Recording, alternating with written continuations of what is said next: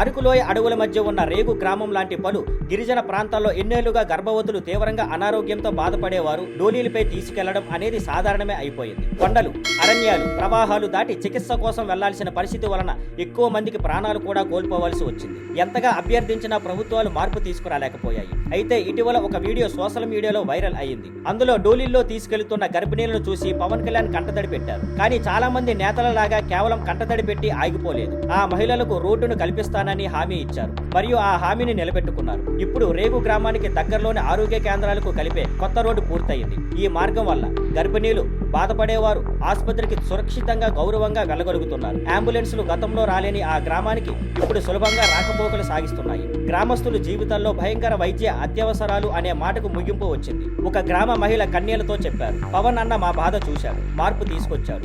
ఇప్పుడు మా ఊరికి జీవితానికి దారి వచ్చింది. ఈ నీతిని మేము ఎప్పటికీ మర్చిపోలేము. పవన్ చేసిన ఈ పని సామాన్య ప్రజలకు ఏది అవసరమో అర్థం చేసుకుని దాన్ని నెరవేర్చే నాయకత్వం ఎలా ఉండాలో చూపించింది. ఒకసారి వచ్చిన పవన్ అడుగు ఇప్పుడు ఆ మార్గంలో ప్రాణాలు కాదు, ఆశలే ప్రయాణిస్తున్నాయి. Thank you for watching. Please like, share and subscribe.